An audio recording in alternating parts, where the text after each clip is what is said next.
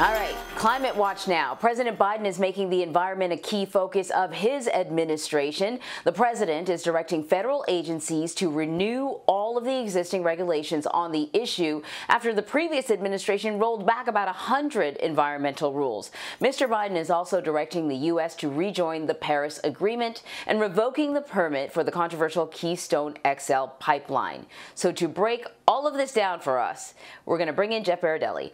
Jeff, the environment was also an area where the administration wasted absolutely no time. First day on, he's already signing, executive actions. So let's begin with the Paris Agreement. What will rejoining the agreement mean for the U.S. going forward? And I'm also curious, what impact it has on the agreement and the others that are involved in the agreement, and maybe countries not involved, to have the U.S. get back into the game. It's so important that the U.S. be part of this. First of all, historically speaking, we're the largest emitter if you add up all the carbon dioxide emissions over the course of the last few hundred years. Because what really is important in the atmosphere in terms of warming is cumulative emissions, because carbon dioxide, once it's in, it's just kind of like a bank account, you hope at least, in the bank account sense, but not in the atmosphere sense, because you don't want that carbon dioxide building up. So the United States is important because historically it has been a huge emitter. China right now is emitting more carbon dioxide than we are. But the bottom line is the United States has always led the world on many issues, not just climate change. And without the U.S. leadership and with the U.S. kind of dropping out over the past couple of years, it gave other countries an excuse to do less, to not take it that seriously. But this is a very serious issue. So by getting back into the Paris Agreement, the hope is that the United States can show leadership once again and can make other countries serious about their commitments to combating climate change. Also, China was trying to lead on this issue.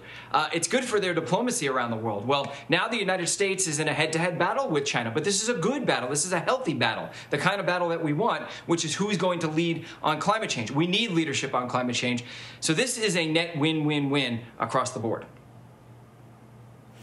So let's talk about the Keystone XL pipeline. I think, a lot of people would remember protests, pipeline, and the thing just sort of died off. And if it's not something that was in your own backyard, we sort of stopped talking about it. But not for the people that it impacted. So can you remind our viewers just why the pipeline was so controversial, and why is President Biden's decision to revoke its permit so significant?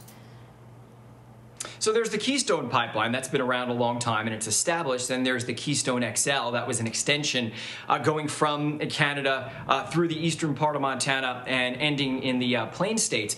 First of all, the oil that comes from Canada, it's tar sands oil. It's some of the dirtiest oil in the world. In addition, it costs a lot of money, more money than it does, let's say, producing natural gas and producing oil in other areas. So it's also very costly. So the interesting thing about all the protesters, there have been protesters, indigenous tribes, Native Americans, progressives. Bill McKibben has led the charge on this. This has been going on for a long time, for many, many years. And the battle's been back and forth. Obama killed it in 2015. Trump revived it. But in delaying this project, the activists have actually killed the project. And why I say that is, what might have been economically feasible, viable, and made sense, 5 or 10 years ago doesn't make sense anymore because the price of renewable energy has dropped so much and the price of oil has gone up. Actually, that hasn't gone up necessarily, but renewable energy is more competitive than oil is. So effectively, by delaying it, it made the project not really necessarily an economically good choice anymore. Biden's saying he's doing it for economic reasons. It will probably end up causing layoffs of, they say maybe as many as 1,000 people, but a lot of these are temporary layoffs. And in creating renewable energy jobs, we're going to create not 1,000, but probably millions of jobs. So this is, kind of a drama that's been going on for a very long time.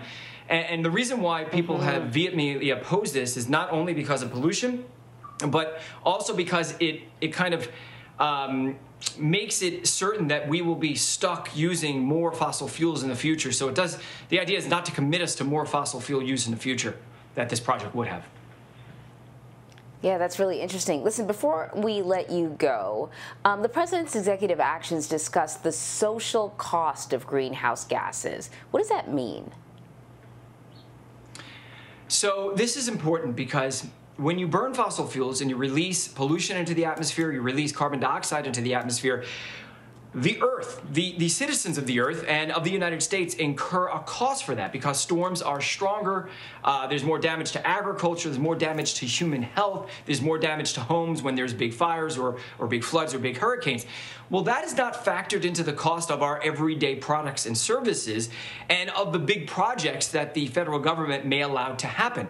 So the idea is to put a social cost of carbon, at least abstract, theoretically, into the cost-benefit analysis of projects that may be approved or may not be approved by the federal government, because we know that it's going to cost this much more. The damage is going to cost this much more, but by not having those projects go forward because it's going to cost that much more, it actually saves money because it doesn't cause as many impacts from climate change.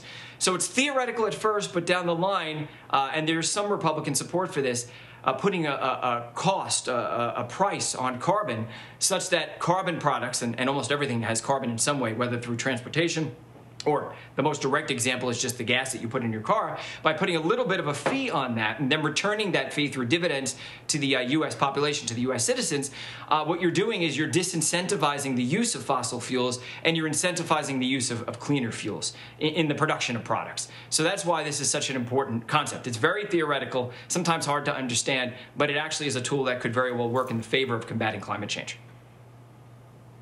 Well, I like it, and you explained it very well, Jeff. Thank you. You're welcome.